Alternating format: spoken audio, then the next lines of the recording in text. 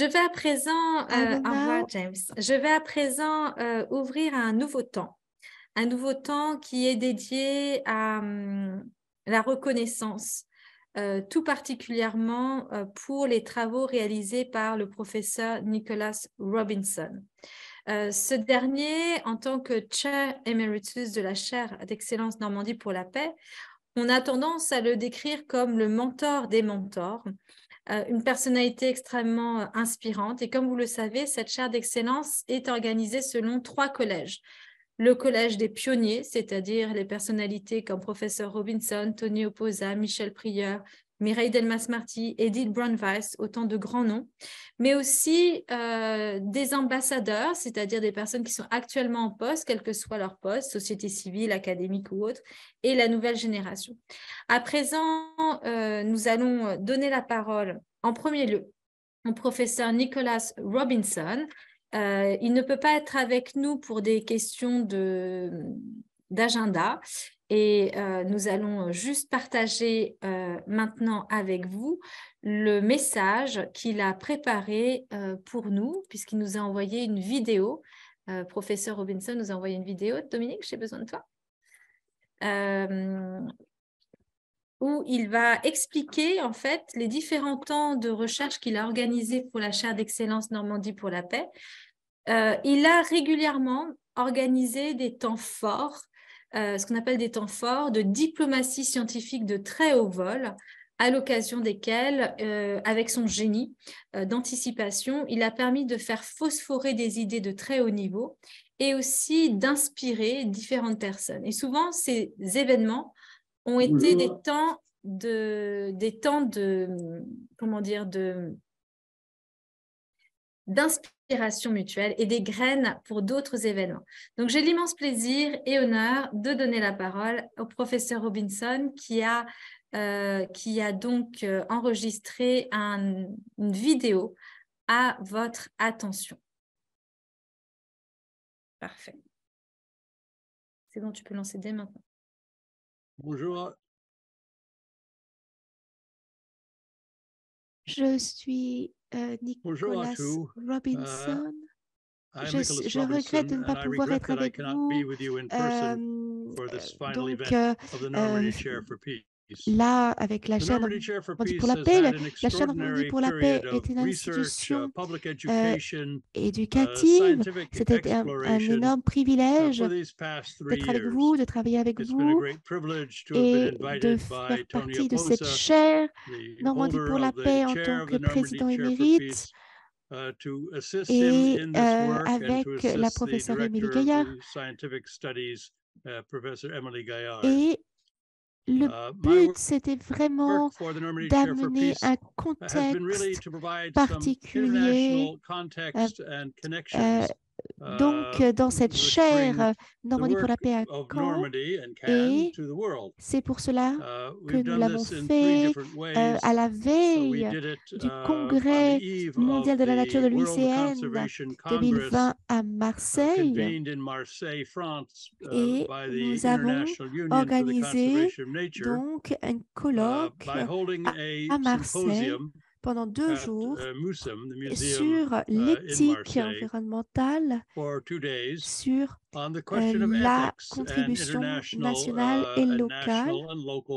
Et quand on regarde maintenant les différents domaines, c'est tout à fait intéressant. Le deuxième thème, c'était la façon de présenter la chaire Normandie pour la paix et le centre l'ENAP en organisant un atelier donc dans la maison de Mohawk House, et donc c'est à côté de New York, de la ville de New York, et nous avons organisé un programme des bonnes histoires en collaboration avec l'équipe. Donc, les belles histoires, ces bonnes nouvelles sont une reconnaissance de ce que nous avons accompli parce qu'il y a de nombreux individus qui participent et cela a permis de fournir des projets pour la chaire Normandie pour la paix, pour les politiques scientifiques et pour voir ce que nous avons présenté aux diplomates en ce qui concerne la politique étrangère et la collaboration. Donc, le professeur Gaillard a bien sûr parlé avec l'agenda des Nations Unies et tout ce qui concerne les générations futures. Il y a maintenant un intérêt pour les générations futures. Il faut maintenant prendre soin des générations futures.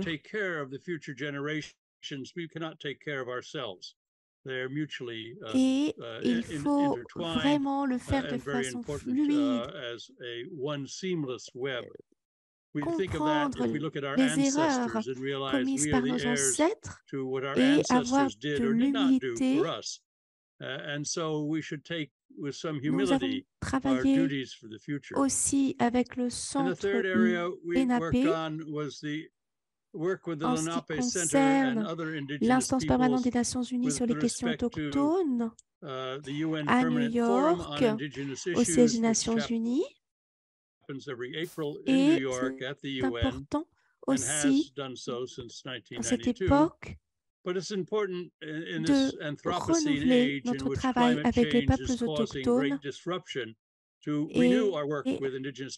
ces personnes ne doivent pas perdre de vue cette perspective. C'est nous-mêmes qui avons perdu cette perspective. Donc, pour avoir cette paix avec la nature, il faut faire la paix entre nous. Et il faut aussi inverser la destruction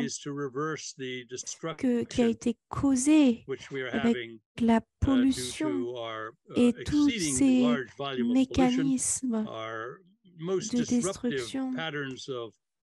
Et tous ces événements extrêmes comme les inondations, les sécheresses, la pollution qui a été causée. Donc, si nous ne travaillons pas sur la biodiversité, le changement climatique, la pollution, nous n'aurons pas d'avenir. Et nos enfants, nos petits-enfants n'auront pas d'avenir, n'auront pas l'avenir que nous et la vie que nous avons eue. Donc, j'ai été très privilégiée de travailler avec la chaire Normandie pour la paix. Et dans nos réunions, dans nos publications, et toute cette coopération, nous avons travaillé avec le Conseil international pour le droit environnemental, avec la Commission internationale pour le droit de l'environnement, et cette coopération reste ouverte à l'avenir. Le travail que nous avons fait avec la chaire Normandie pour la paix va se prolonger de différentes façons. Et donc, je voudrais aussi vous souhaiter à tous la bienvenue et vous remercier de votre participation et vous demander de nous promettre de rester informés là-dessus, de rester avec nous dans nos prochaines actions. Thank you very much, Professor. Let me just stop. Là, c'est un petit temps cet après-midi, vraiment, pour particulièrement éclairer le travail titanesque qui a été réalisé par le professeur Nicholas Robinson dans le cadre de la chaire, en sa qualité de co-créateur de ces lignes de recherche et de chair emeritus. faut savoir, donc il a rappelé dans cette vidéo différents temps forts. Nous verrons un peu plus tard, à partir de 15h10, si d'autres collègues des États-Unis avec le décalage horaire peuvent se connecter. Mais je vais donner de suite après la parole à James May. Ce que je voudrais faire ici et maintenant, c'est vraiment vous présenter le travail de diplomatie scientifique. C'est un travail qui est très particulier qu'il réalise et que James va pouvoir mettre en évidence à présent en prenant l'exemple de Mohonk Mountains House. Comment le professeur Robinson, en tant que visionnaire, arrive à réunir des profils extrêmement différents, également intergénérationnels, autour de la table, à les faire phosphorer, réfléchir sur des thématiques, et comment, à chaque événement organisé par le professeur Robinson, d'un événement sont nés plusieurs autres temps forts, plusieurs autres initiatives, et qui vont bien au-delà de la seule chaire d'excellence Normandie pour la paix. Je souhaite remercier la présence de Erin Daly et James May cet après-midi, parce que tous les deux étaient également participants à ce temps fort qui s'est réalisé à Mohonk Mountains House. Peut-être que tout à l'heure, nous aurons un deuxième intervenant pour présenter cette expérience, mais sans plus tarder, je voudrais demander à James May de partager son retour d'expérience en tant qu'enseignant, en tant que chercheur, en quoi ce temps fort qui avait été imaginé par professeur Robinson était un peu particulier, quelles étaient les personnes qui étaient présentes et quelles ont été les suites à votre avis et pour vous de cet événement. Merci beaucoup, James. Did you have the translation? Did you access to the translation? Oui, alors bonjour. Vous avez eu accès à la traduction? Je suis très content d'être ici avec tout le monde.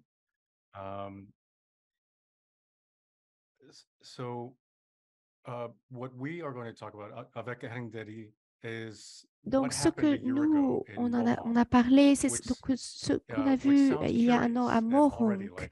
Et cela semble un peu curieux, c'est une sorte de mystère.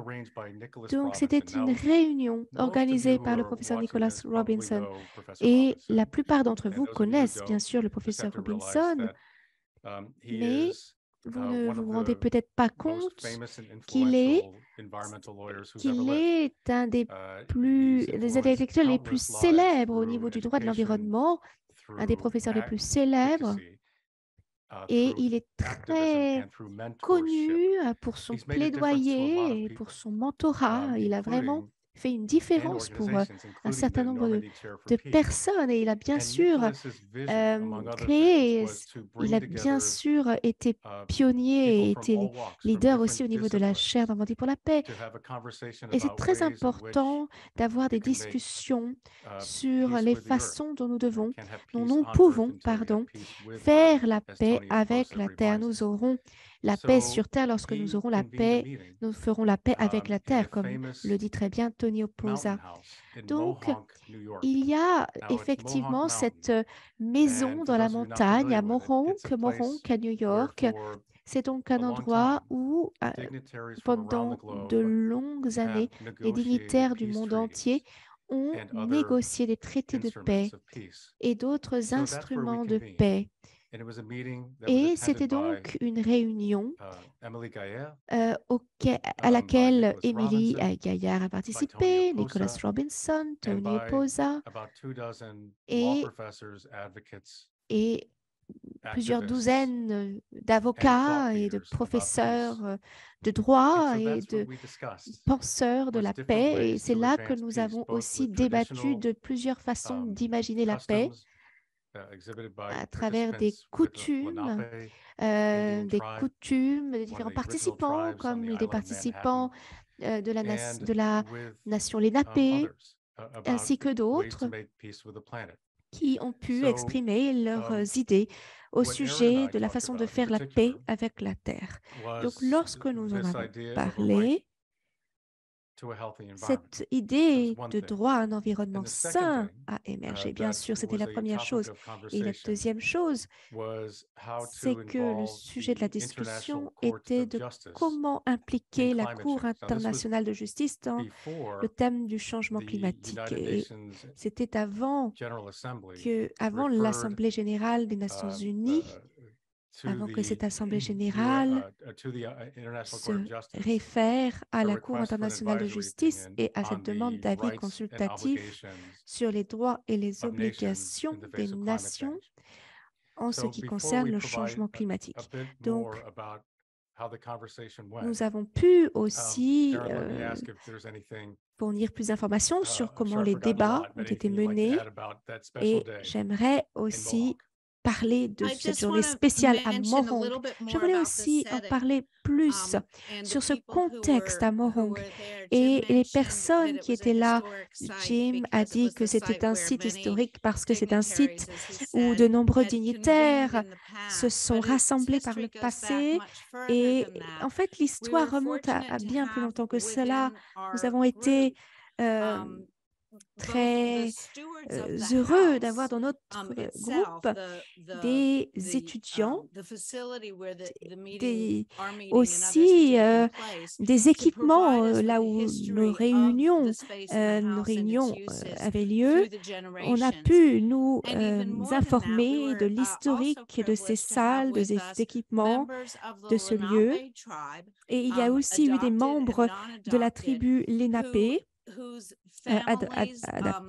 adoptés ou non, dont les familles avaient vécu sur ces terres pendant de nombreuses générations. Et donc, nos conversations étaient totalement façonnées par ces personnes dont les vies avaient été dédiées et enrichies par cet espace physique. Et je suis ravie de voir que Louisa Finn vient de nous rejoindre. Quelle belle transition!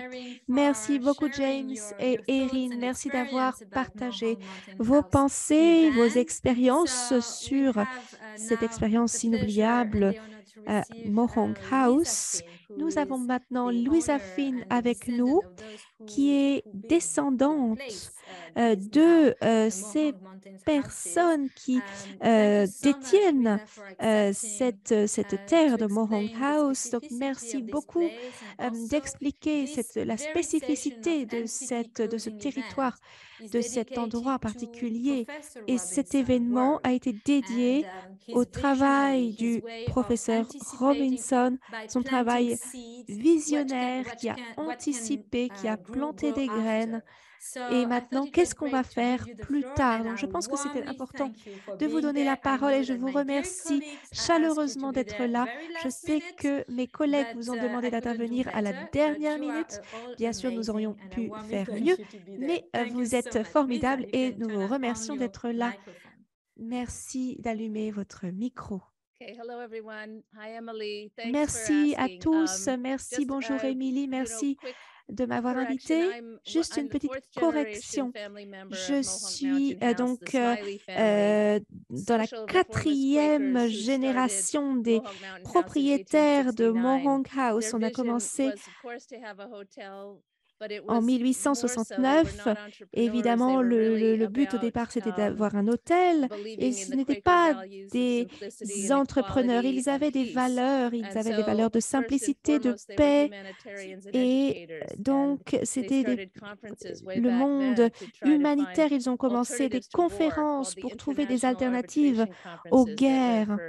Et il y a eu des conférences qui se sont déroulées là et également pendant la Première Guerre mondiale. Donc, c'était une longue tradition. Et mon humble organisation, Mohonk Consultation, soutenue par le motel, eh bien, nous avons promu tous ces thèmes environnementaux et sociaux à Mohonk House. Et c'est par ce biais-là que cette alliance avec le professeur Nicholas Robinson, qui connaissait notre fondateur, et lorsque Nick réfléchissait à cette formidable rencontre d'esprit, il pensait que Mohonk serait le lieu parfait de par son histoire et de par cette présence de valeurs de conviction profonde. Donc, il m'a contactée en tant que présidente de Mohonk Consultation et il nous a demandé comment on pourrait s'impliquer en tant qu'observateur dans cet événement. Et donc, c'était une opportunité incroyable pour moi ainsi que pour d'autres membres du conseil d'administration de pouvoir assister à cette rencontre d'esprits, d'avocats, d'experts juridiques, de peuples autochtones. Et donc, c'était vraiment quelque chose de stupéfiant, de très éblouissant, très stimulant. Et après ces 3 jours d'apprentissage, parce que je faisais partie du conseil d'administration, j'ai pu aussi voir le rapport qui a été fait aux Nations Unies et nous avions des connexions historiques avec les Nations Unies à Mohonk House. Et donc, c'était très tout à fait intéressant et cela a été stimulé par professeur Robinson, la façon dont il a créé cet événement. Et donc, 1 an plus tard, eh bien, je réfléchissais à la façon dont cela a planté tellement de graines pour moi en ce qui concerne Mohonk et le travail qui a été débattu pendant ces jours.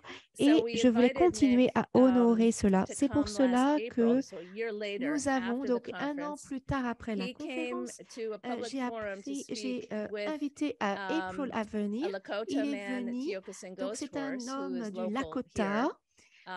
Et Nick, on appelle ce forum public, donc le forum Paix avec la nature. Donc, en honneur de cet événement créé par Nick Robinson, et j'espère que cela va se prolonger et j'espère que l'on va continuer à honorer l'énergie initiale de cet événement. Et donc, en avril dernier, Nicolas a parlé de tout le progrès dans le domaine environnemental avec le droit à un environnement sain, le droit et beaucoup d'autres droits.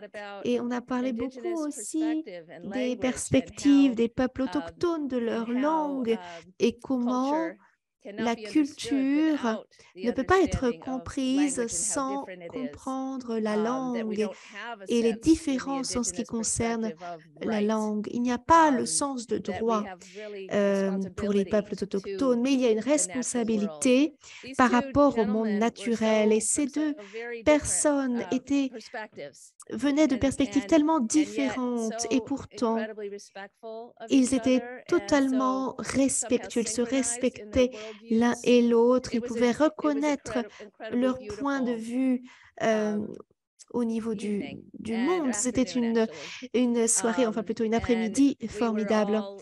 Nous étions tous très inspirés et énergisés par ces réflexions. Donc, je suis vraiment reconnaissante à Nick Robinson.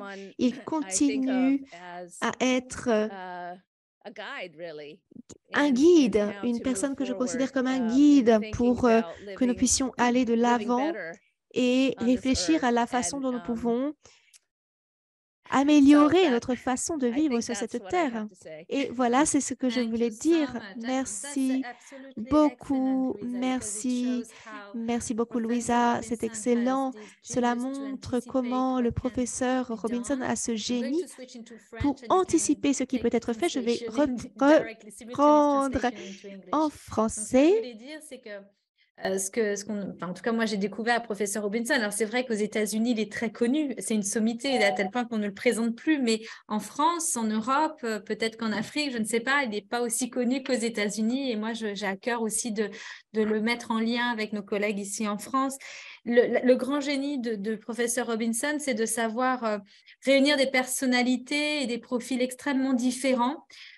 Et de les inspirer. Alors, cet événement s'est tenu du 18 au 21 avril 2022 à Mohonk, où nous étions effectivement en atelier fermé dans un lieu très, très particulier.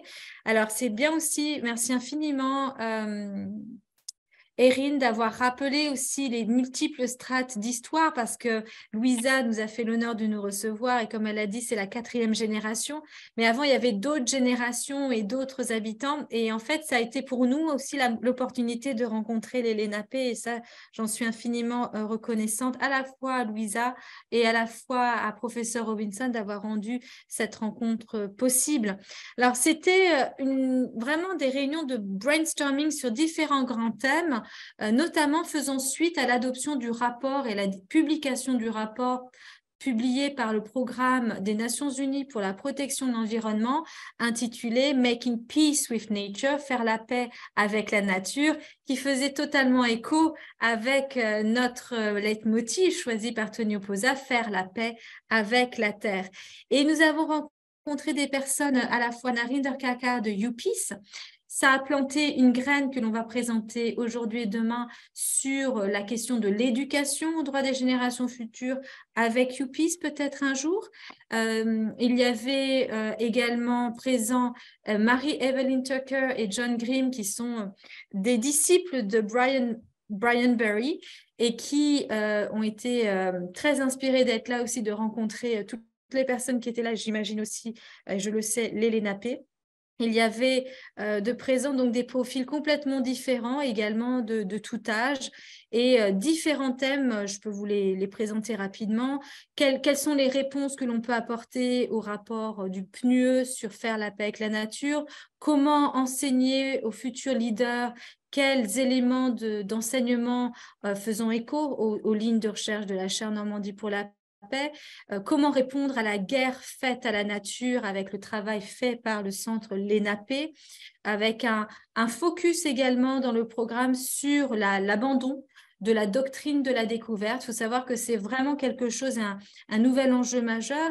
Adopté à l'occasion, une motion a été adoptée lors du Congrès mondial de l'Union internationale pour la conservation de la nature, auquel je vais consacrer de suite après un focus sur l'abandon de la doctrine de la découverte. Ça veut dire qu'aujourd'hui, certains collègues aux États-Unis font une cartographie de cette doctrine, d'autres voient comment on peut décoloniser la pensée et les institutions juridiques. Et donc là, il y a vraiment tout un nouveau champ à travailler. Et c'est la raison pour laquelle le professeur Robinson avait mis tous ces profils différents, avait réuni tous ces profils différents pour travailler sur l'abandon de la doctrine de la découverte.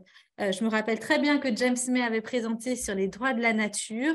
Et comme il l'a dit, cette question de la reconnaissance du droit à un environnement sain, propre et durable qui, depuis, a été adoptée. Donc, on était vraiment en train de travailler sur le droit en train de se faire. Cette façon d'œuvrer, de travailler sur le droit en train de se faire, vous savez, c'est le credo du Collège de France. Quand on va au Collège de France, il y a inscrit sur les murs du Collège de France « Apprendre les sciences en train de se faire ». Et je pense que ça, c'est peut-être quelque chose qui peut aussi faire écho, je parle sous le contrôle d'Erin et de Jimmy, je pense que le génie de professeur Robinson, c'est que quand on est avec lui, on apprend le droit international de l'environnement en train de se faire. Donc, je vois que Erin acquiesce. Et je pense que on est presque dans l'antichambre aussi de la coulisse, dans les coulisses de la diplomatie environnementale quand on est avec professeur Robinson. Peut-être que là-dessus, vous voudriez rebondir, Erin, sur justement apprendre le droit en train de se faire aux côtés de professeur Robinson. Sure, I'd be happy to. If we continue this bilingual bien sûr, je serais heureuse de poursuivre, bien sûr, dans notre conversation et je pense que tout cela est vraiment juste. Donc, Nous devons apprendre le droit tout en contribuant à l'élaboration de ce droit. Tout se passe en même temps. Et ce que Jimmy a dit tout à l'heure sur l'impact, eh bien, je pense que cet impact existe et nous ne le voyons même pas. En fait, ce qu'il fait, c'est qu'il rassemble les personnes, il leur donne l'énergie de faire les choses. Et donc, il inspire beaucoup, il influence, il conduit cette inspiration. Et puis, bien sûr, il y a sa présence et ce qu'il dit. Mais je voulais juste rajouter cela. C'était comme un élément de gratitude. Merci beaucoup. Je suis ravie d'avoir pu travailler avec Nick, Tony et bien sûr vous, Émilie. La session de cet après-midi, c'est vraiment d'essayer de partager dans ce bilan de la chaire maintenant ce temps spécifique au professeur Robinson. Pour des questions d'agenda, il ne peut pas être là, mais à nous d'expliquer effectivement cet esprit lumineux qu'il est et comment il réunit les gens. Et aussi, je pense que quelque chose qui est aussi la marque du professeur Robinson, au-delà de l'inspiration, c'est sa générosité de partage de connaissances, sa générosité de temps pour coacher, pour imaginer, pour toujours nous pousser à nous dépasser, mais sans que ce soit sans que ce soit un dur labeur, c'est par plaisir.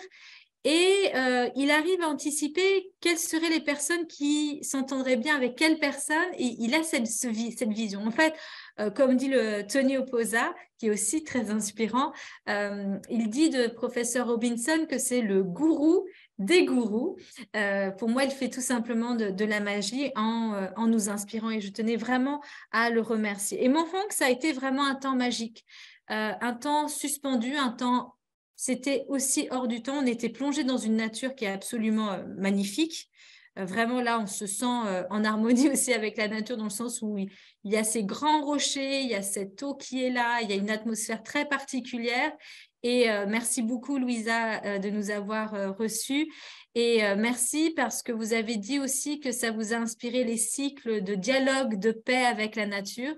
Et quelque part, humblement, cette première réunion de la chaire Normandie pour la paix chez vous aura initié peut-être ce nouveau cycle, et on vous souhaite du fond du cœur de continuer, de perpétuer cette paix avec la nature. Peut-être qu'il y aura d'autres projets qui se viendront à l'avenir, qui sait, avec d'autres personnes qui étaient présentes.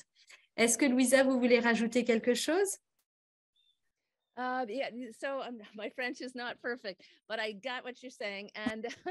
Oui, j'ai bien compris, je suis totalement d'accord. Je pense que ce qui est fondamental, c'est Nicolas, comment Nicolas a traité les autres, c'est-à-dire moi-même également. Il a, comment dirais-je, très délicat, parce que c'est quelqu'un de très raffiné, de très éduqué dans le sens académique, et donc il s'adresse à tout le monde avec la même dignité, le même respect, et c'est cette vision de respect dont tout le monde a besoin. Voilà. Et ceci est très inspirant par ailleurs, puisque chacun devrait l'appliquer avec soi-même, enfin pour soi-même et envers les autres. Et donc voilà, c'est cette humilité qui est incroyable. Et donc il a vraiment fait de son mieux, y compris au niveau des agendas qui parfois étaient complètement complets. Enfin bref, il a fait des efforts impressionnants, et ceci est une vraie leçon pour nous tous. Voilà, merci. Thank you so much. Et oui, merci beaucoup. Merci Louisa. Merci Émilie. Je voudrais également ajouter un mot. No, go ahead. Oui, tout à fait, allez-y, je vous en prie. Okay. So, thank you so much. Voilà, mais non, je vais m'arrêter là. Très bien. Alors, je pense que ceci est fondamental, n'est-ce pas? Et maintenant, nous allons continuer notre programme. Nous avons un autre focus maintenant sur un événement fondamental que le professeur Robinson a organisé à Marseille. Alors, je vais maintenant parler en français. Passer un autre moment de présentation qui est sur un temps fort qui s'est déroulé à Marseille. à Marseille s'est tenu le congrès mondial de l'Union internationale pour la conservation de la nature. Et donc, c'est une réunion absolument majeure qui permet de réunir des scientifiques, des membres de la société civile. Depuis ce congrès à Marseille, grâce à une motion qui a été adoptée à Hawaï en 2016, nous pouvons aussi réunir des peuples autochtones. Et prochainement, pour le prochain congrès mondial de l'Union internationale pour la conservation de la nature, des collèges spécifiquement dédiés aux collectivités territoriales seront ouverts. C'est-à-dire que là, vraiment, c'est une arène absolument atypique d'envergure mondiale et d'excellence mondiale qu'est ce congrès mondial de l'Union internationale pour la conservation de la nature. Et avec certains de nos partenaires clés, à savoir ICEL, le Conseil international pour le droit de l'environnement, et avec la Commission mondiale pour le droit de l'environnement de l'Union internationale pour la commission de la nature, c'est-à-dire que vous avez l'UICN, vous avez différents collèges, et il y a un collège spécifiquement dédié aux juristes. Donc, nous sommes tous ici membres, les collègues, là, Erin Daly, James May, professeur Prieur, moi-même, de cette commission de droit international de l'environnement, placée sous la fabuleux dynamisme de Christina Vogt, qui a été l'une de nos partenaires majeurs tout au long de ces 4 dernières années, à côté de Antonio Benjamin. Alors, Christina Vogt, pour la présenter, elle est professeure de droit international de l'environnement à la faculté de droit d'Oslo. Elle est absolument remarquable et je la remercie infiniment pour tout son soutien. Vous la verrez demain en ligne. Et quant à Antonio Benjamin, il est juge à la Cour suprême constitutionnelle du Brésil et il a eu ce génie de créer un collège qui s'appelle l'Institut judiciaire global. En anglais, exactement, la traduction est Global Judicial Institute, dans lequel, avec d'autres collègues, dont Nick Briner, ils réunissent des juges en fonction. C'est vraiment une condition d'être magistrat en exercice, essentiellement, mais pas que, de Cour suprême, et pour vraiment que les magistrats eux-mêmes, puisque ce sont eux la bouche de la loi, soient formés, partagent leurs connaissances et soient en réflexion commune sur le droit de l'environnement. Donc, je pense que ce sont d'autres formes de diplomatie scientifique, hein, pour le coup, fait par des magistrats pour des magistrats actuels et à venir. Et la Commission mondiale de droit de l'environnement de l'UICN abrite aussi cet institut judiciaire global. Donc, vous avez bien l'UICN, à l'intérieur différents collèges, dont la Commission de droit international de l'environnement. Et à l'intérieur de cette commission, il y a notamment l'Institut global judiciaire.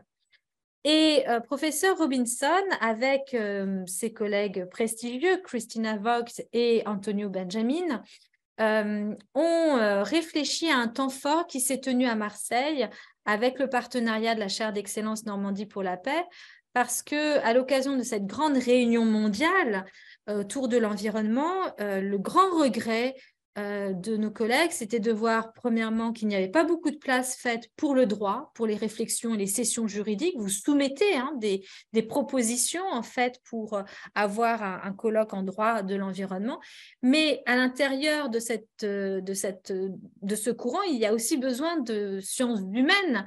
Et il y a toute une partie dédiée à l'éthique environnementale qui a été l'angle mort de ce congrès mondial de l'Union internationale pour la conservation de la nature. Et c'est la raison pour laquelle professeur Robinson a vraiment décidé de pallier à cela. Et donc, c'est une des raisons pour laquelle la chaire d'excellence Normandie pour la paix a été motrice aussi, grâce à cette expérience, pour organiser un temps fort au musée de la mer Méditerranée, vous savez, qui s'est tenu à Marseille. Et à partir de là, nous avons réuni beaucoup de personnalités. Alors, il va me falloir juste 2 secondes regarder sur le site de la chaire Normandie pour la paix pour que vous puissiez avoir accès à ce temps fort. Les vidéos sont en ligne Je vois uniquement le jour 2, mais c'est pas grave. Non, ça c'est le temps fort de clôture. Il est sur le site internet ou pas? Marseille.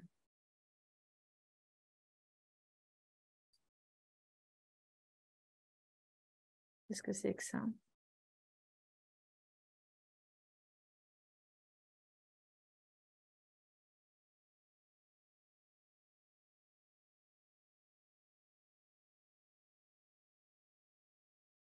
Excusez-moi, je suis en train de regarder une vidéo, mais je ne vois pas le rapport avec le Congrès mondial de l'UICN.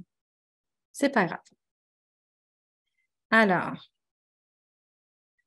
et donc je ne vois pas le programme en ligne. Il n'y a pas le programme. Il n'y a pas...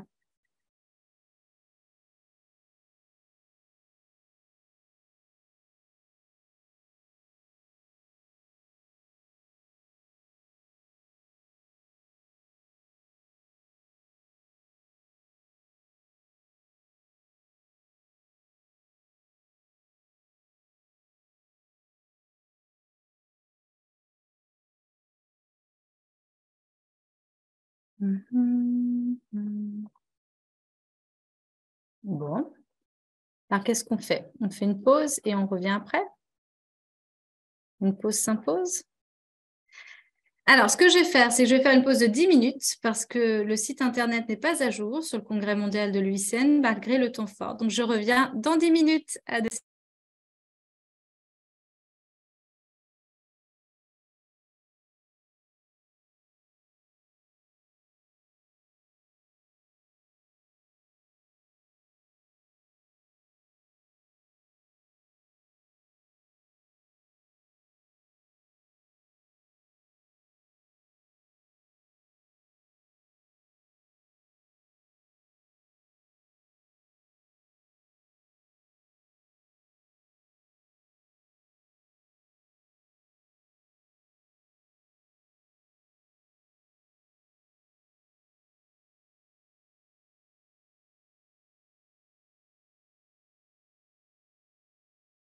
Je peux reprendre. Donc, on a retrouvé les vidéos. Je remercie Dominique Hureau pour son aide. Donc, le site internet est ici, La paix avec la nature, les lois de la résilience écologique. C'est un colloque qui s'est tenu le 2 et le 3 septembre 2021 au MUSEM, le fameux musée qui se tient sur la Méditerranée, le musée des civilisations.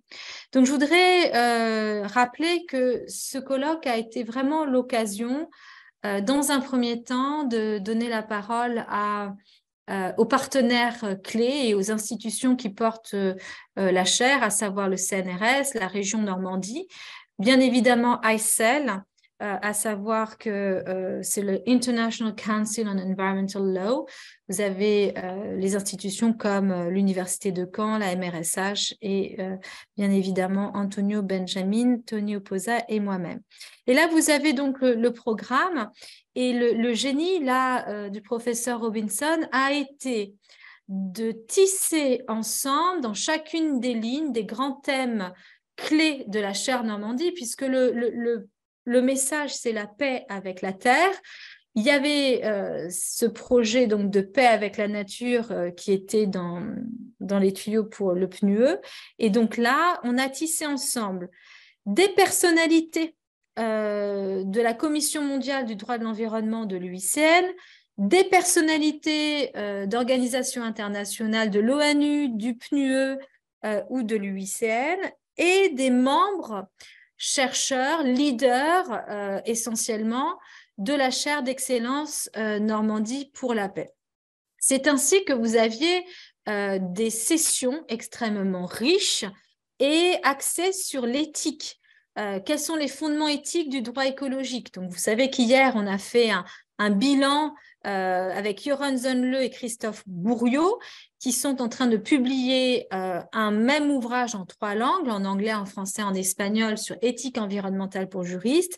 Et aux côtés de nos collègues de la chaire Normandie pour la paix, vous aviez des membres du comité français de l'Union internationale pour la conservation de la nature, des membres comme Catherine Gwyatson, qui est absolument exceptionnelle aussi, qui est membre des groupes de spécialistes de l'éthique de la Commission mondiale du droit de l'environnement de l'UICN, et des personnes aussi qui venaient de loin en raison de différences de time difference, comme on dit. Il y a eu des thèmes aussi un petit peu à la frontière de l'éthique et du droit, comme le rôle de l'intelligence artificielle. Pourquoi? Parce que on se pose de plus en plus à l'ONU la question d'utiliser correctement l'intelligence artificielle. Il y a l'idée d'utiliser AI for good, c'est l'expression qui est mise en place.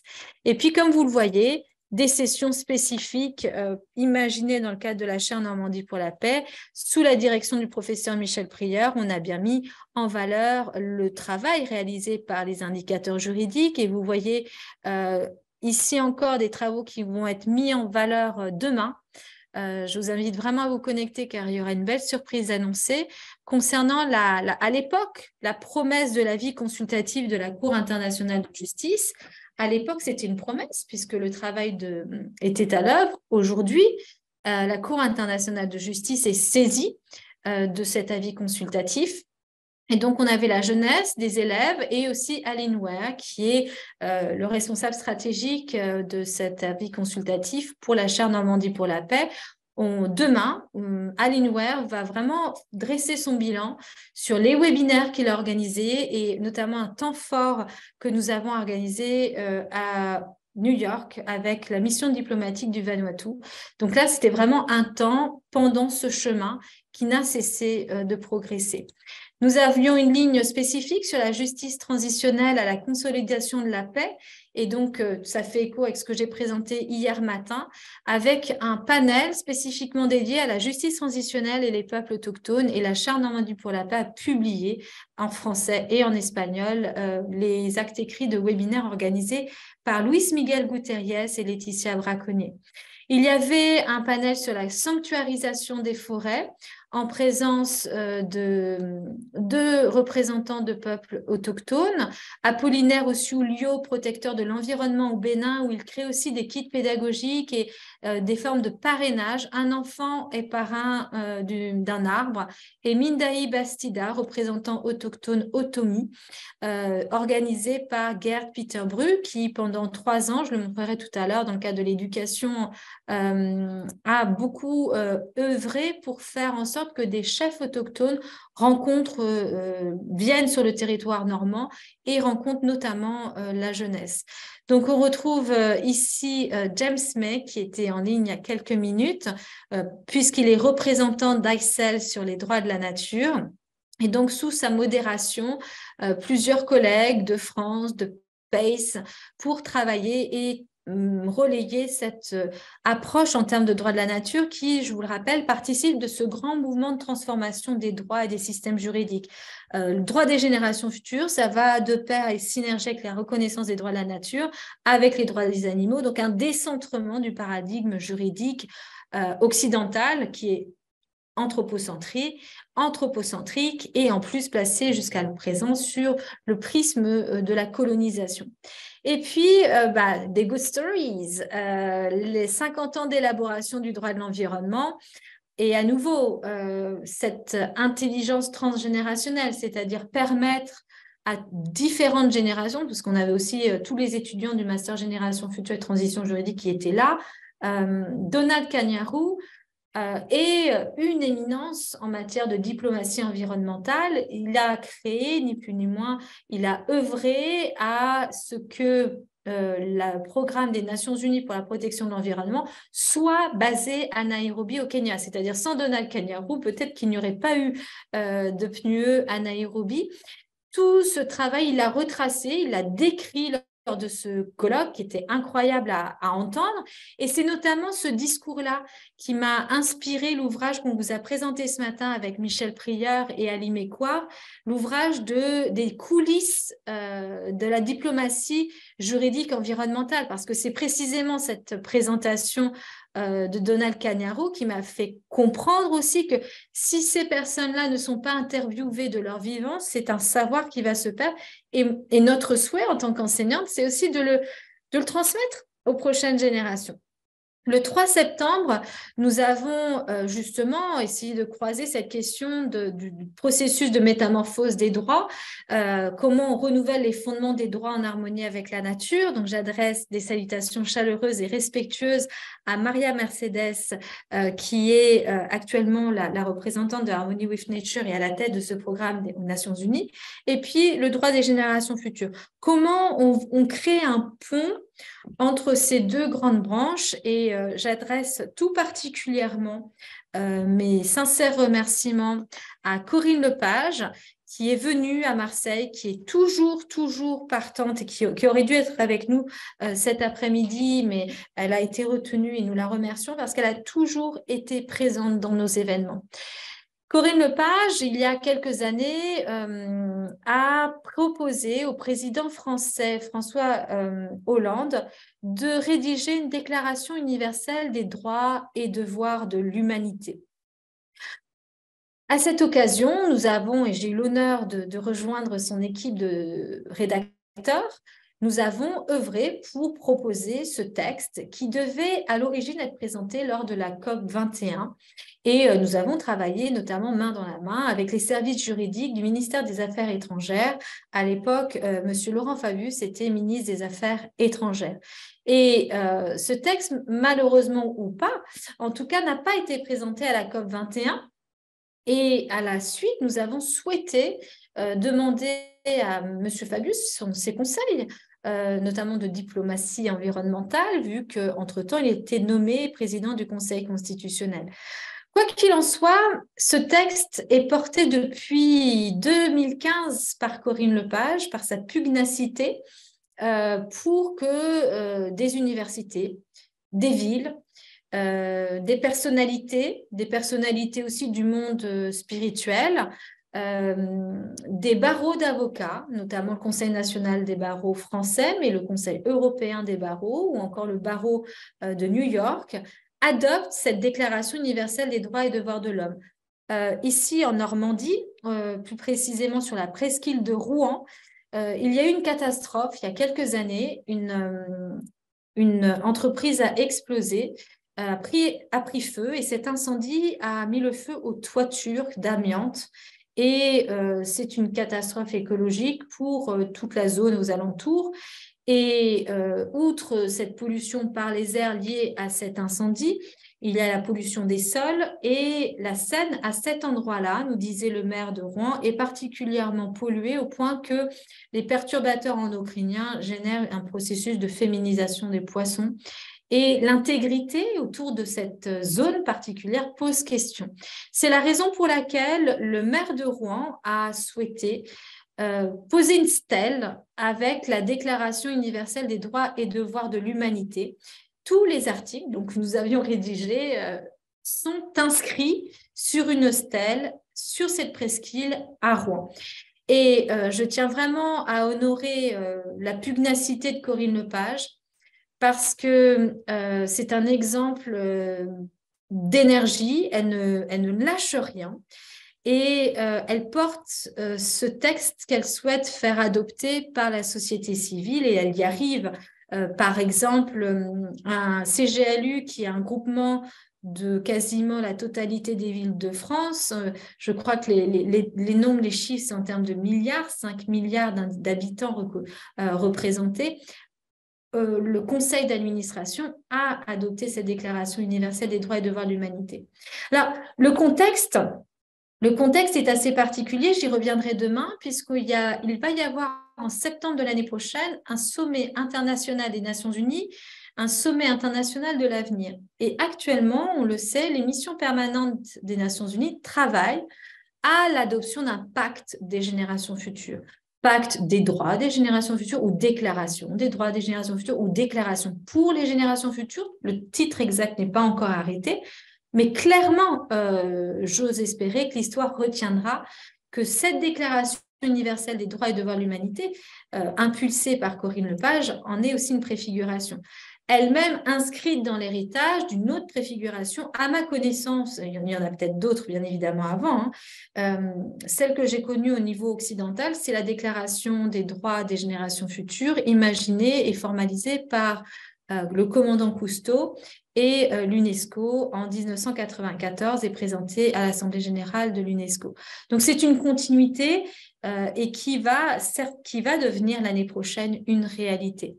Donc on voit bien actualiser les droits de l'humanité des générations futures, actualiser les droits de la nature, un temps fort sur les good stories pour harmoniser le droit avec les systèmes naturels de la Terre.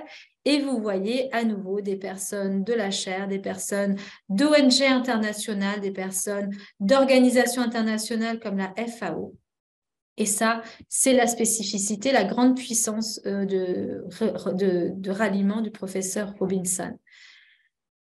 Nous avons l'idée d'un pacte mondial pour l'environnement qui a été impulsé notamment par Laurent Fabius, notamment après notre visite avec Corinne Lepage. Il a impulsé ce projet de pacte mondial pour l'environnement qui a été très suivi à l'international.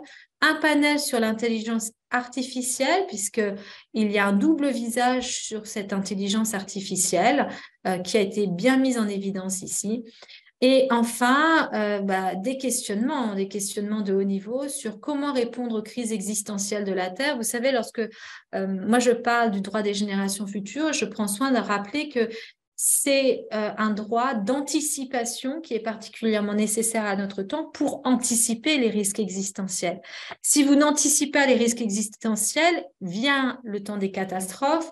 Et une catastrophe n'a pas le droit de se réaliser. Si elle se réalise, il n'y a plus de résilience, il n'y a pas de retour en arrière. Je vous donne un exemple.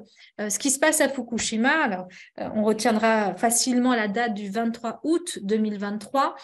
Le gouvernement japonais a décidé de relâcher des quantités incroyables d'eau contaminée parce qu'il n'y a pas de solution technique pour traiter la catastrophe de Fukushima, c'est-à-dire qu'une centrale nucléaire, mais quand elle explose ou pas, il faut qu'elle soit constamment refroidie. Et en refroidissant avec de l'eau, cette eau s'échappe déjà en partie dans les océans et on essayait tant bien que mal de récupérer cette eau contaminée. Et chaque jour, depuis la catastrophe de Fukushima, le gouvernement japonais construisait de nouvelles citernes de stockage. Et là, pas plus tard que le 23 août dernier, le Japon a annoncé et a commencé à relâcher cette eau contaminée, ce qui pose extrêmement question. Ce s'est présenté comme une solution temporaire pour les 27 prochaines années, mais dans 27 ans, ce sera encore la même question. Et surtout, si on adopte une vision de la nature à travers une vision tirée du bon sens, c'est-à-dire quels sont les cycles de vie, quelles sont les lois de la nature. Cette eau qui est dans les océans, ça va devenir une eau qui va être en contact avec une flore, une faune sous-marine, qui elle-même va devenir membre, une partie de la chaîne alimentaire, qui elle-même, à terme, va toucher d'autres êtres, que ce soit des êtres humains ou non humains. Et la temporalité de cette contamination relève du droit des catastrophes. Et comme je vous l'ai dit, on n'a pas le droit d'être en retard dès lors qu'on parle des questions existentielles. Alors là, ce que je vous dis n'a pas été relevé lors de cette conférence, mais pour dire les liens entre risque existentiel et la chaire Normandie pour la paix.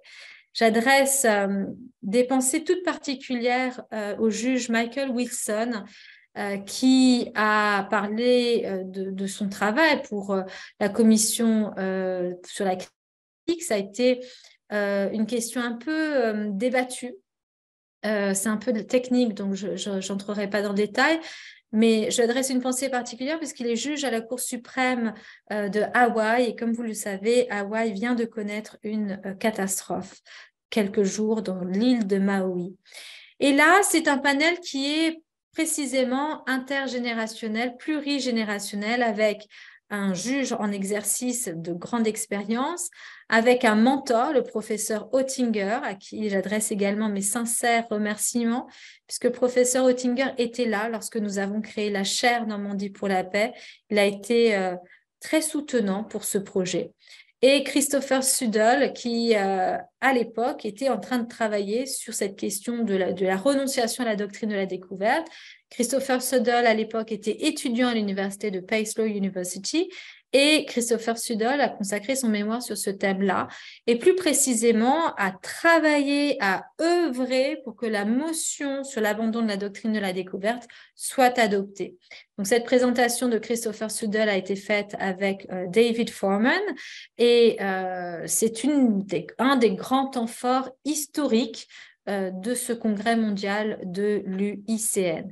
Et enfin, l'événement s'est terminé avec la venue de personnalités du monde du droit de l'environnement, le juge Antonio Benjamin, qui est juge à la Cour suprême constitutionnelle de Brésil, à Rio de Janeiro, Patricia Mbote, qui travaille aux Nations Unies, qui est actuellement la secrétaire générale de la Convention pour la biodiversité, Andy Rain, qui est membre du service juridique du programme des Nations Unies pour la protection de l'environnement.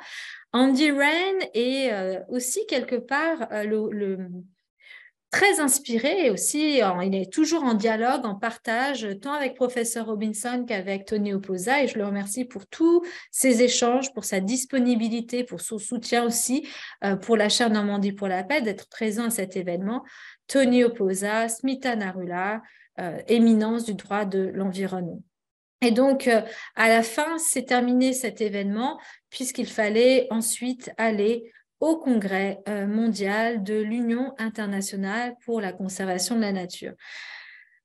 Ce temps était un temps de colloque, pré-colloque MUSEM, pré-colloque Union internationale pour la conservation de la nature, qui se déroulait à un autre endroit, et nous sommes tous allés œuvrer dans ce colloque. Donc, ce que je propose, on attend peut-être la connexion de professeur Victor Tafour. Je vais faire maintenant une pause, et pour de vrai, de 10 minutes, et je reviendrai avec quelques images du congrès mondial du MUSEM. Je parlerai de l'éducation à l'environnement telle que portée par la chaire d'excellence Normandie pour la... Je conclurai l'événement. Dans 10 minutes.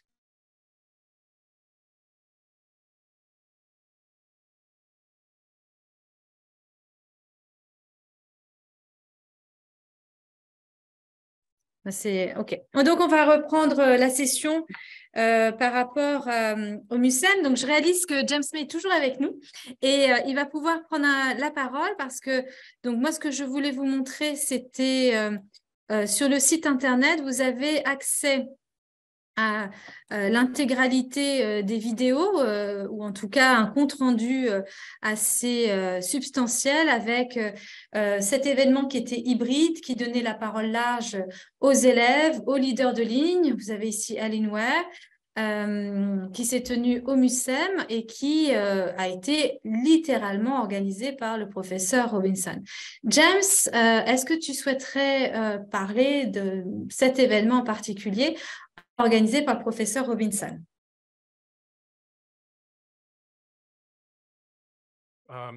Oui, bonjour encore. So the event from last year it was about environmental rights. So first, l'événement de l'année dernière, donc on parlait des droits de l'environnement. Donc, j'ai combien de temps? Vous êtes libre, aucune limite de temps. D'accord, donc je vais essayer de résumer ce qui était débattu à Marseille en 12 à 15 minutes. Est-ce que ça va? Oui, parfait.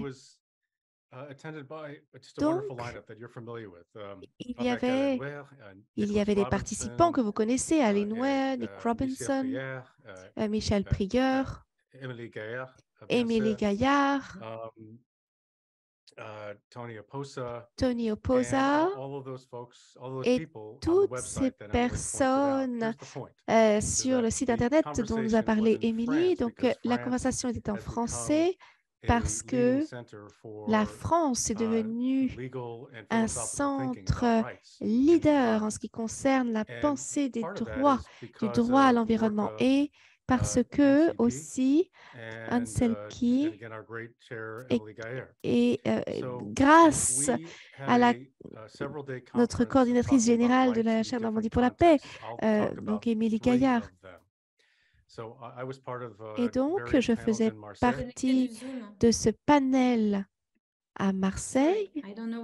Pardon, je voulais vérifier que tout le monde était tous en ligne. James, vous êtes toujours en ligne? Oui, je parle avec vous, donc je pense que je suis toujours avec vous. Oui, pardon. Il y avait eu un message sur notre écran, mais voilà, vous êtes là. Excusez-moi, c'est parfait. Pardon de vous avoir dérangé. Pas de problème. Donc, 3 types de droits. Donc, que la chaire Normandie pour la paix a promu. Elle a fait la promotion. Premièrement, ce sont les droits humains à l'environnement. On en a tous entendu parler ici, même lors de cette clôture du programme avec les indicateurs, par exemple, avec Michel Prieur. Et donc, l'idée que chacun a un droit à un environnement sain, et c'est une idée nouvelle au niveau philosophique, et cela nous ramène aux enseignements de Platon et aux philosophes et à d'autres traditions, l'idée que chaque personne doit être protégée de la pollution. Toutes ces idées sont acceptées. Mais ce qui n'est pas accepté, c'est que c'est la première fois que ce droit à un environnement sain a été reconnu en tant qu'instrument juridique dans la déclaration de Stockholm, qui a pu reconnaître le droit à tous à un environnement sain.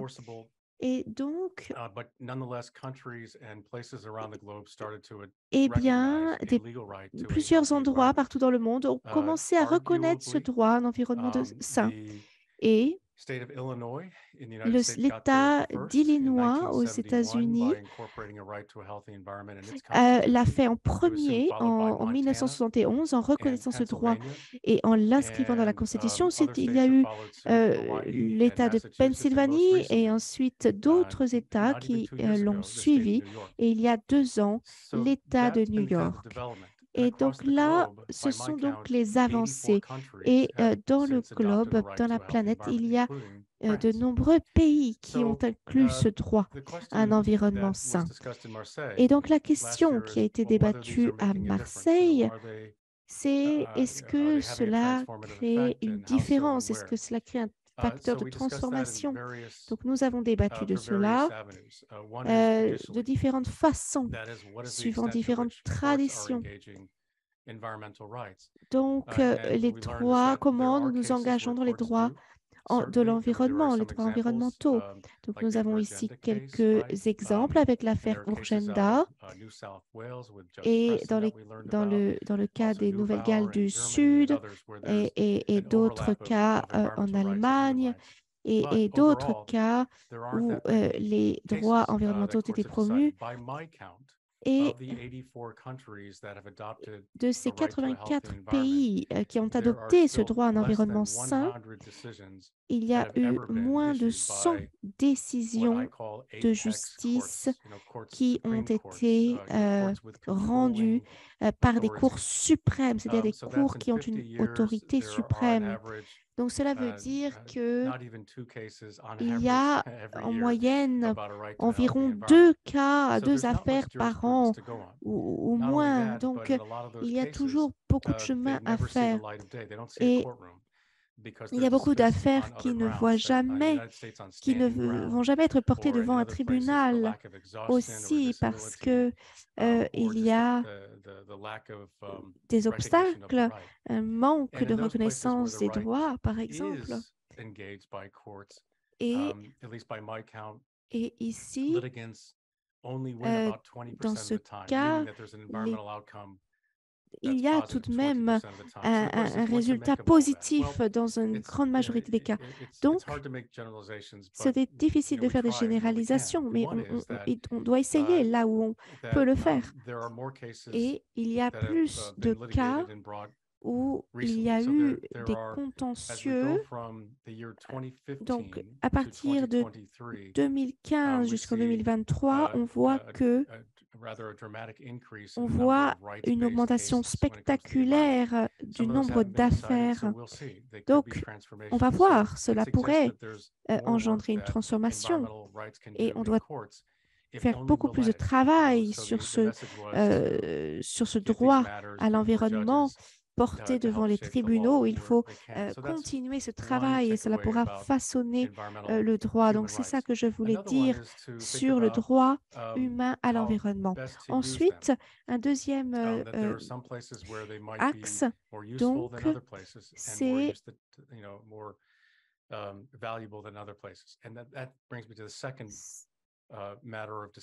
donc le deuxième point de discussion à Marseille, c'est-à-dire l'efficacité, l'effectivité et l'efficacité de ces droits à l'environnement. Donc, en fait, Michel Prieur nous en a parlé, mesurer l'efficacité, l'effectivité des droits. Et dans un grand nombre de pays, les droits environnementaux, le droit de l'environnement est reconnu dans les constitutions, dans les lois, mais il faut mesurer cela. Donc, il faut voir si ce droit de l'environnement crée une différence et il faut voir quelles sont les preuves de l'effectivité de ces droits. Parfois, ces droits peuvent être associés à une amélioration en termes de biodiversité. Il y a aussi la reconnaissance du droit à l'environnement sain et la corrélation avec l'accès à l'eau potable et à des installations sanitaires, à l'eau potable et à l'assainissement. Donc, la reconnaissance aussi d'une amélioration en termes de gaz à effet de serre et une amélioration des politiques. Donc, souvent, en fait, il n'y a pas de différence par rapport à la pollution de l'air ou la pollution de l'eau en dehors du contexte que j'ai évoqué. Et les États qui ont consacré, qui ont reconnu ces droits n'ont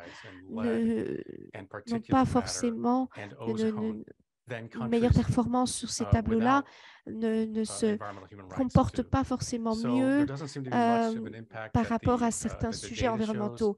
Donc, par rapport aux indicateurs de performance de Yale, on voit qu'il faut mesurer les réels avantages environnementaux. Donc, il n'y a pas forcément de preuve que ces droits sont corrélés à une meilleure situation, une amélioration de la situation écologique. Donc, on a besoin de plus d'études, on a besoin de mener des analyses, des évaluations sur l'impact de ces droits inscrits dans les constitutions et si ces droits ont des conséquences sur l'environnement, permettent d'avoir effectivement un environnement plus sain. Et ce n'est pas une analyse linéaire qui compare les pays, qui peut le faire. Donc, pour les personnes qui travaillent dans les sciences sociales,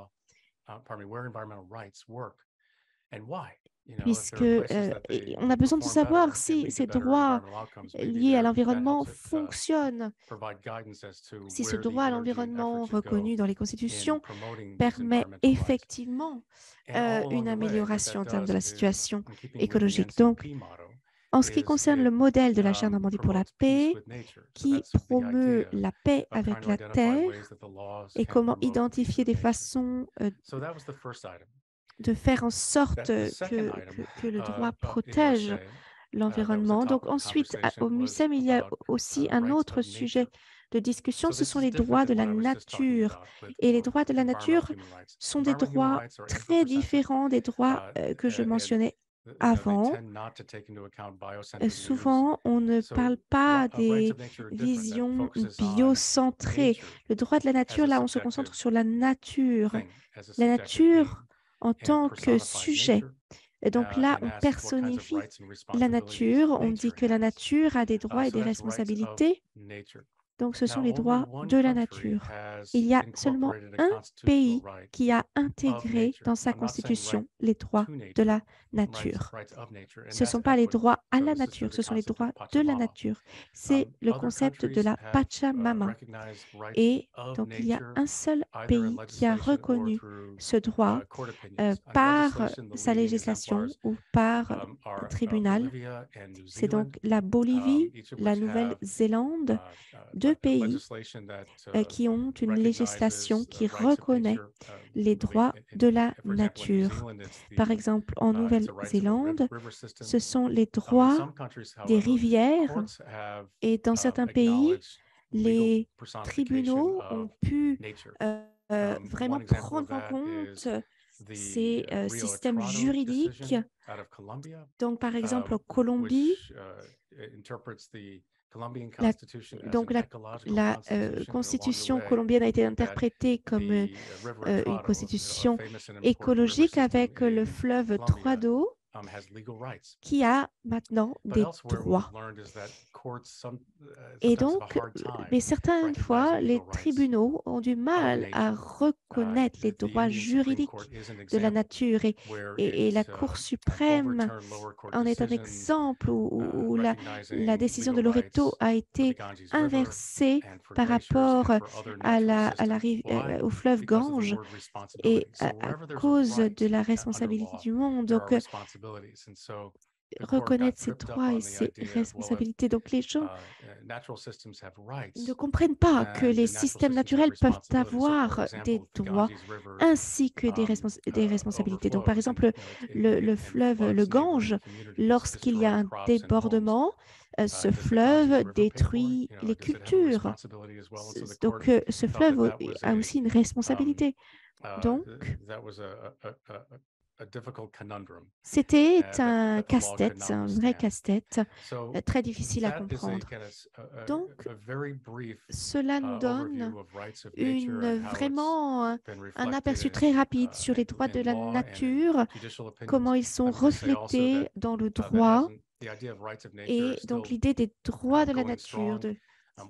C'est une idée qui émerge de plus en plus, qui est de plus en plus encouragée. Et le fait de reconnaître une personnalité juridique à des systèmes naturels comme nous reconnaissons une personnalité juridique à des entités fictives comme des entreprises. Donc, ce sont ici les droits de la nature. Et le troisième point, dont je souhaite parler, aussi ce qui concerne la discussion à Marseille, c'est le thème de la dignité. Je ne sais pas si Erin Daly, mon ami, est toujours là, parce que Erin Daly est spécialiste du concept de dignité dans le droit.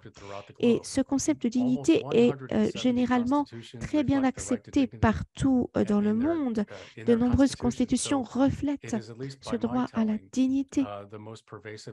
Et c'est donc un droit humain totalement reconnu et omniprésent. Et le droit à la dignité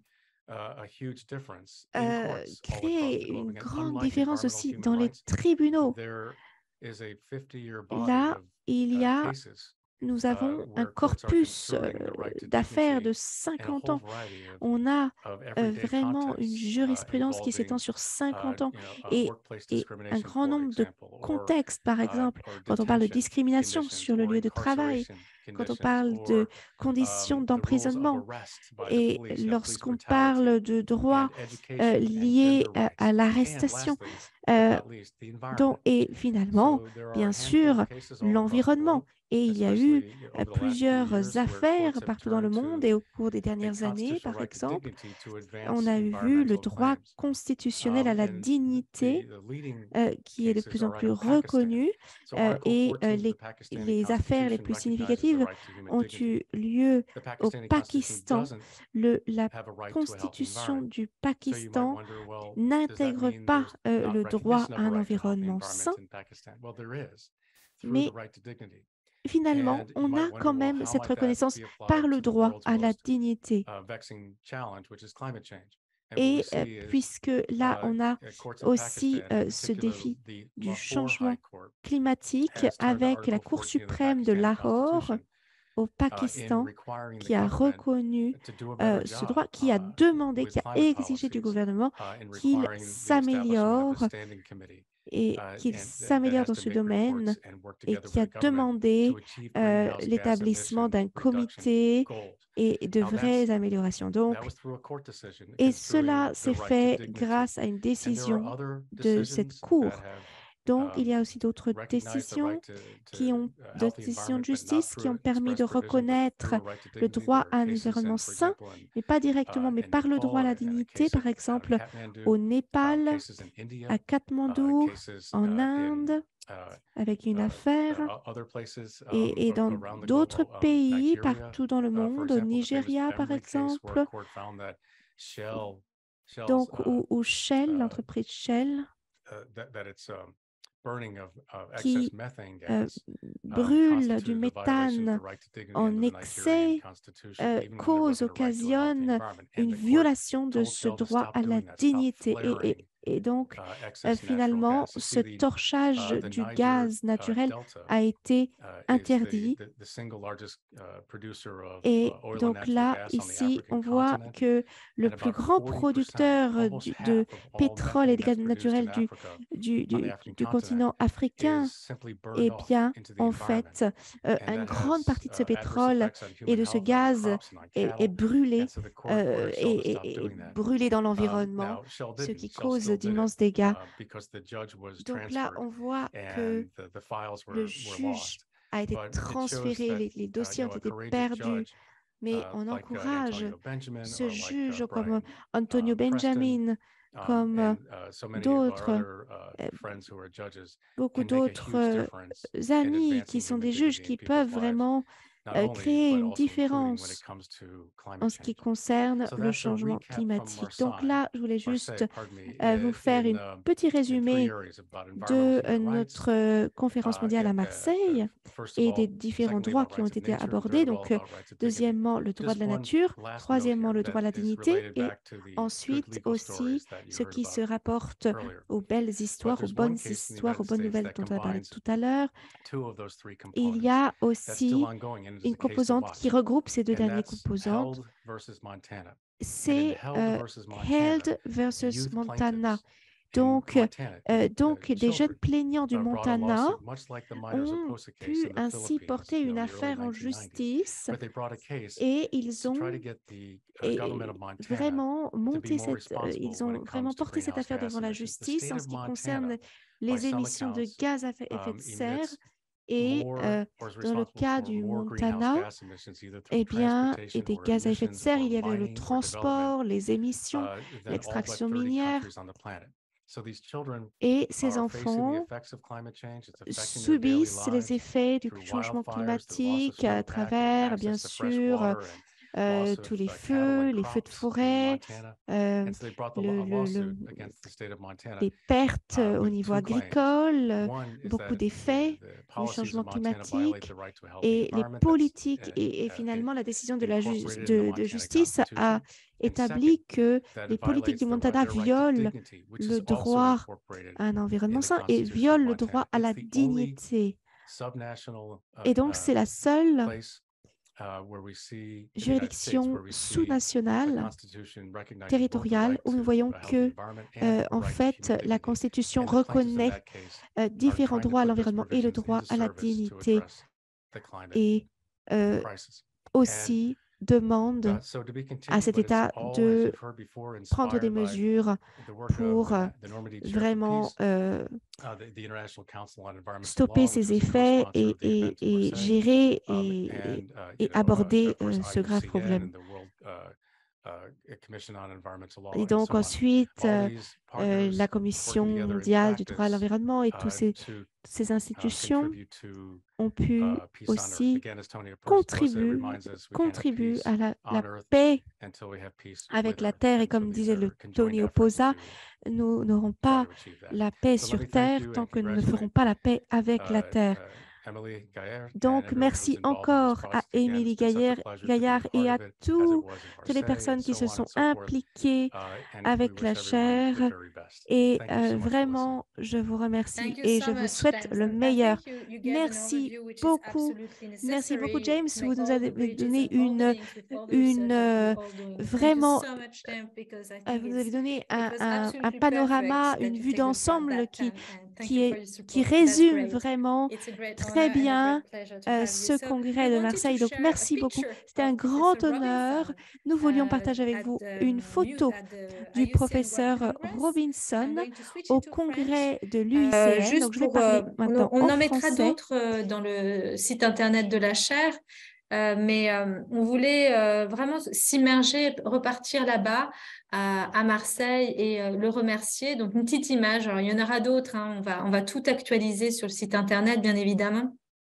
Mais voici notre mentor, l'inspirateur de beaucoup de lignes de recherche et de mise en relation pour cette chaire d'excellence Normandie pour la paix. Donc, à Marseille, après le congrès du MUSEM, s'est tenu le congrès mondial de l'UICN avec toutes ces discussions. Et nous avions plusieurs, ce qui s'appelle un peu des side events, hein, plusieurs sessions où il a été question de travailler sur, comme l'a dit très, très bien James, sur les droits de la nature. Pour ma part, j'ai eu l'honneur de présenter sur les droits des générations futures sous la présidence de Antonio Benjamin, juge à la Cour suprême du Brésil, avec Antonio Benjamin, avec des étudiants également.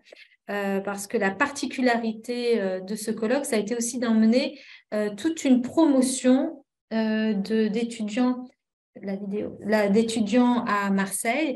Et donc, on va vous présenter une vidéo qui a été préparée par Guillaume Maman, qui va se présenter, diplomate de Hawaï, diplomate français basé à Hawaï, qui actuellement travaille sur la catastrophe de Maui, hein, et qui était d'ailleurs basé à la base à Maui. Et on va vous présenter une vidéo qui nous a préparée afin de mettre en évidence l'implication exceptionnelle des étudiants du Master Génération Future et Transition Juridique, dont la participation au congrès a été rendue possible par un partenariat avec la chaire d'excellence Normandie pour la paix. Les étudiants avaient aidé à l'organisation du MUSEM et lors de ce congrès mondial, ils étaient dans les équipes de négociation accréditées par ICEL, the International Council on Environmental Law, et coachés par leur enseignant. Je n'ai pas eu le temps de télécharger la photo, à savoir Victor Tafour, qui leur enseignait les cours de droit de négociation environnementale, ou négociation juridique environnementale plus exactement. Monsieur Maman, je lui donne la parole. Avec son autorisation, je reprends une vidéo qui avait été envoyée au directeur de Sciences Po Rennes. Bonjour, je suis Guillaume Maman, je suis consul honoraire de France à Hawaï. Je voulais parler des étudiants de Madame Gaillard qui ont été avec nous pendant les 10 jours ici à l'UICN, Union internationale pour la conservation de la nature. J'ai trouvé leur engagement passionnant, ils ont été brillants, ils nous ont posé des questions qui étaient très intéressantes, pertinentes, ils ont été très réceptifs à tous les conseils et de tout ce que nous leur avons dit. Encore une fois, j'ai été très impressionné par le niveau intellectuel et le niveau d'énergie qu'ils nous ont montré pendant cette session.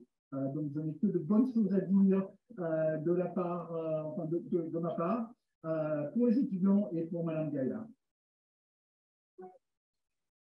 Donc, c'était un message qui était adressé notamment pour montrer à l'interface de la diplomatie juridique environnementale, de l'éducation à cette diplomatie, c'était la possibilité de montrer... excusez-moi, il y a un petit problème d'Internet.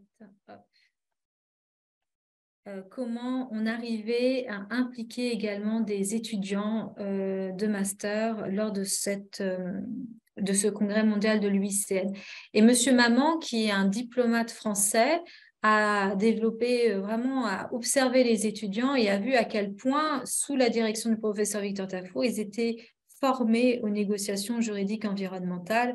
Et j'encourage les collègues à organiser d'autres sessions aux prochains congrès mondiaux de l'UICN qui se tiennent, vous savez, ces congrès une fois tous les 4 ans.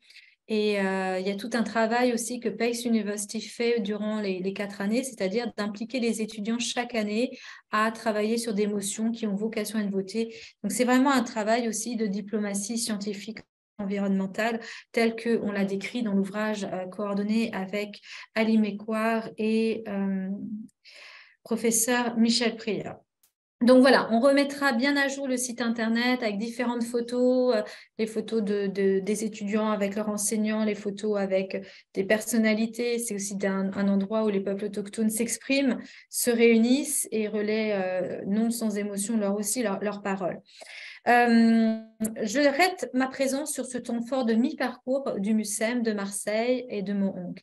À présent, j'ouvre un autre temps fort, plusieurs temps forts, organisés à nouveau par le génie du professeur Robinson, à savoir 2 temps forts avec la mission diplomatique française, à savoir la mission permanente de la France à l'ONU. Nous avons eu l'immense honneur et privilège d'être reçus notamment par Andrea Segura et avec monsieur l'ambassadeur de Rivière lors du Jour de la Terre en 2022, excusez-moi. Lors du Jour de la Terre, nous avons organisé dans cette grande salle à l'hôtel Hilton un événement placé sous le partenariat entre la Charte Normandie pour la paix, ICEL, et également la mission permanente de la France à l'ONU. C'est rare, c'est vraiment rare qu'un ambassadeur se déplace. Et je tiens à chaleureusement remercier la mission permanente de la France à l'ONU qui a été partenaire de 2 temps forts co-organisés par le professeur Nicholas Robinson. Le premier temps fort a eu lieu, à mon souvenir, à l'hôtel Hilton. Il y avait à l'époque des enseignants, il y avait Narinder Kakkar, représentant de l'Université de la paix des Nations Unies. Il y avait David O'Connor, qui est membre de la mission permanente à l'ONU de l'Union internationale pour la conservation de la nature. En tout cas, à l'époque, il en était, il n'est plus en poste. Et des étudiants. Et donc, nous avons présenté les travaux de la chaire d'excellence Normandie pour la paix en la présence et en partenariat avec la mission permanente de la France à l'ONU à New York. Et c'était un grand privilège, un grand moment de partage. Tony Oposa a célébré des grandes personnalités inspirantes du monde du droit de l'environnement comme David Boyd, des anciens rapporteurs spéciaux droits de l'homme, droits de l'environnement, John Knox et bien d'autres. Et il avait réuni, j'ai cette image en tête, il avait réuni à l'écran en Zoom des personnalités vivant dans les 4 coins du monde, je ne sais pas pourquoi on utilise cette expression 4 coins du monde en français, mais de toute la planète. Et les étudiants étaient complètement subjugués d'avoir cette possibilité d'être en relation directe avec ces personnalités du droit international de l'environnement, toutes réunies au même moment, sous cet effet inspirant, sous cette mobilisation de Tony Oposa. Je crois qu'il n'y a pas beaucoup de personnes qui sont capables de faire cette prouesse comme Tony Oposa. Et puis, ça a été un moment fort aussi parce que nous avons présenté, vous voyez, que ce soit à Mohonk, à Marseille ou là, à la mission permanente à l'ONU à New York avec leur partenariat, les travaux de la chaire d'excellence Normandie pour la paix. C'est dire si ce travail de recherche académique allait de pair avec un travail de diplomatie scientifique, avec un travail hors les murs, un travail de bilan régulier, de confrontation présentation dans le sens où on présentait le travail en devenir. Et donc, on a vraiment fait vivre cette chaire Normandie pour la paix au gré de ses pulsations, y compris auprès des représentations diplomatiques. Tout sera posté sur le site internet. Je ne vais pas développer tous les programmes en détail, mais adresser nos sincères remerciements à Monsieur de Rivière, à Andrea Segura. C'était 3 personnes à être venues. Ils avaient participé à toute la matinée, ce qui est extrêmement rare. Et ce privilège, ils nous ont renouvelé une seconde fois lorsque nous avons organisé un second temps fort, toujours sous l'égide intellectuelle du professeur Robinson. Nous sommes allés à New York, dans les locaux de la mission permanente de la France à l'ONU, avec 2 magistrats de renommée internationale, le juge Brian Preston, que vous avez vu tout à l'heure dans la vidéo sur les Good Stories, qui est juge en Australie et qui a arrêté la création d'une mine de charbon, et la juge Nambita Dambusa, qui est juge à la Cour africaine, en Afrique du Sud. Et ces 2 magistrats sont membres de cette Global Judicial Institute, de cet institut judiciaire global. Et cette mission-là, elle avait vraiment... elle faisait même écho au travail réalisé 3 jours ou 1 semaine avant par le rapporteur spécial des droits de l'homme à l'ONU et du droit à un environnement sain. Pourquoi? Parce que juste à ce moment-là, l'ONU venait d'adopter une résolution à Genève reconnaissant le droit à un environnement propre, sain et durable. Ça fait partie de cette ligne de recherche numéro 1, les processus de métamorphose et de transformation des droits. Et donc, en faisant venir 2 juges de renommée internationale, nous sommes allés à la mission permanente à l'ONU de la France, qui nous a fait l'immense honneur, privilège, on peut parler de privilège, que d'envoyer une invitation à participer aux autres missions permanentes des États à l'ONU pour nous réunir sous une forme de session réservée aux délégués à l'ONU et aux ambassadeurs sur j'ai le terme en anglais, the prospects, sur les perspectives, les possibilités prospectives de cette reconnaissance du droit à un environnement sain, propre et durable. Et on a eu donc une présentation à plusieurs voix avec les juges. Et pour ma part, j'ai relayé les potentialités de reconnaissance d'un droit des générations futures et plus précisément d'une approche transgénérationnelle des droits de l'homme. Et ce message, je l'ai relayé à Stockholm plus 50 au Global Judicial Institute devant les magistrats de ces cours suprêmes, dans cette mission diplomatique, cette mission permanente de la France à l'ONU. Et autour de la table de cet événement de diplomatie scientifique, il y avait la mission permanente à l'ONU du Costa Rica, Daniel Zavaga, qui était là. Il y avait des représentants de la Suisse, de la mission permanente de la Suisse et de bien d'autres États. Ça également, ça fait partie du génie du professeur Robinson, c'est-à-dire de savoir réunir autour d'une même table des diplomates, des délégués, des chercheurs, des juges de renommée internationale autour d'un thème d'actualité. Je vous ai parlé du droit en train de se faire, donc là, typiquement du droit de l'homme en train de se faire. Quelles sont les perspectives d'un droit à un environnement sain, propre et durable?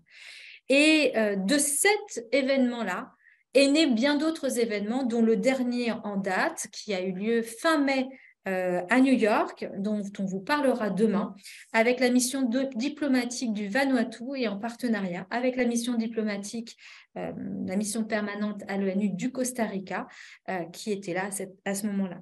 Donc, c'est dire si les temps forts de diplomatie scientifique organisés par le professeur Robinson avaient de multiples visages.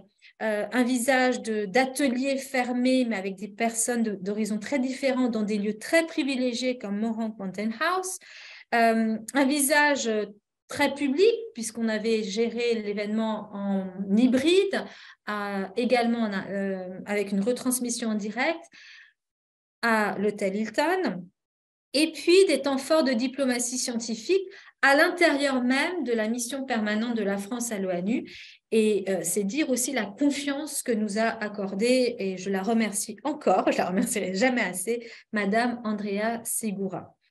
Tout ça pour dire que les travaux de la chaire Normandie pour la paix ont bien dépassé le strict cadre des colloques scientifiques traditionnels, et que la feuille de route qui a été donnée par le CNRS, qui est de faire la diplomatie scientifique, a été perçue à 100% par le professeur Robinson, qui l'a magnifiquement mise en œuvre.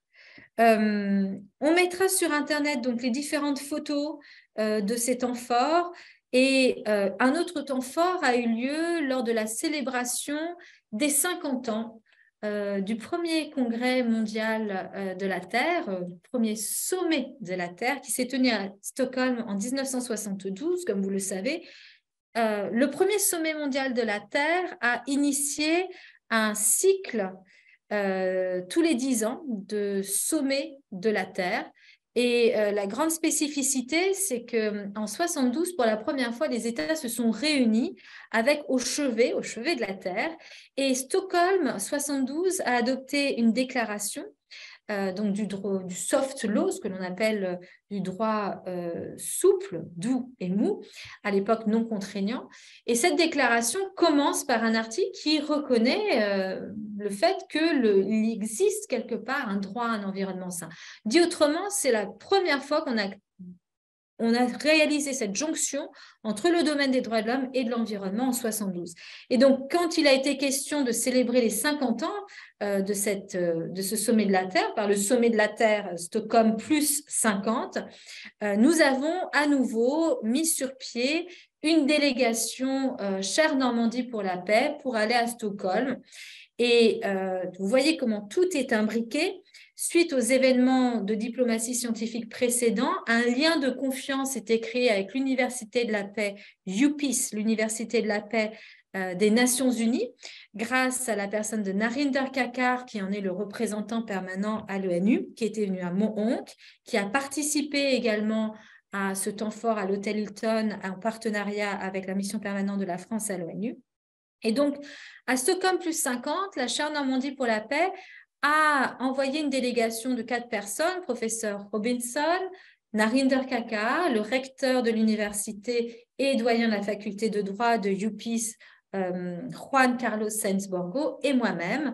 Nous avons donc participé, donc les photos seront également sur le site internet prochainement, aux négociations. Nous avons participé aux déclarations, nous avons réalisé aussi un travail de networking pour voir comment pousser dans cette enceinte des thèmes chers à la chaire Normandie pour la paix, et aussi commencer à prospecter pour l'organisation notamment d'une université d'été qui vous sera présentée demain, notamment en rencontrant des ambassadeurs qui étaient présents. Je me rappelle avoir parlé notamment avec la ministre de Tunisie de l'environnement. Alors, je me permets de répondre à Françoise Dutu qui demandait quel était le thème du Congrès mondial de la nature du ICN 2021. Il présente 10 propositions et résultats de haut niveau liés à 5 thèmes: la gouvernance autochtone, conservation de la biodiversité, l'action climatique, les efforts de relance. Il y avait plusieurs thèmes à ce Congrès mondial de la nature, Madame Dutu.